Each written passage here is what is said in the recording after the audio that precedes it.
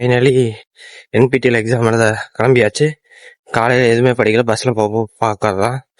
So அப்படியே கடவுள் மேலே வார்த்தை போட்டு போக வேண்டியதுதான். ஏன்னா டைமே கிடைக்கலைங்க மக்களே, என்னால் எதுவும் பண்ண முடியல. ஸோ இப்போ பஸ் ஏறினதுக்கப்புறம் பார்ப்போம். படிச்சுட்டு நான் அப்படியே எக்ஸாம் எழுதணும்னு நினைக்கிறேன். ஓ, எக்ஸாம் முடிச்சாச்சு. எக்ஸாமில் அசைன்மெண்ட் கொஸ்டின் மட்டும் தான் கேட்டிருந்தாங்க. ஸோ எக்ஸாம் அசைன்மெண்ட் கொஸ்டின் மட்டும் இல்லை, அசைன்மெண்ட் கொஸ்டின் கேட்டிருந்தாங்க. பட் வேறு மேஜராக அசைன்மெண்ட் கொஸ்டின் கேட்டிருந்தாங்கன்னு வைங்க, பாஸ் ஆகிறதுக்கான வாய்ப்புகள் சாத்தியக்கூறுகள் இருக்கிறது நினைக்கிறேன். நான் சாத்தியக்கூறுகள் இருக்குன்னு நினைக்கிறேன்.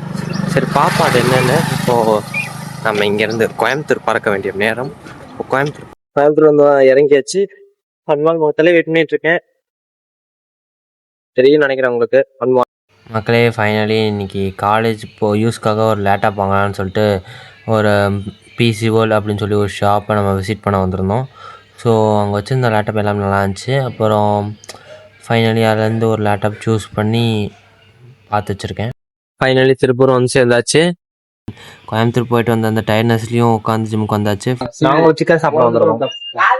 இவனுங்க கட்டாய சூழ்நிலைனால என்னை கூட்டிகிட்டு வந்துட்டானுங்க. இனிமேல் நம்ம அவுட் ஃபுட்டை ஸ்ட்ரீட் ஃபுட்ஸை சவுத்துக்கணும்.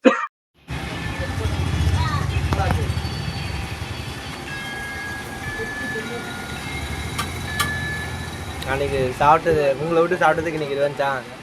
ரிவெஞ்ச் எல்லாம் இல்லை, சாப்பிட்றேங்க.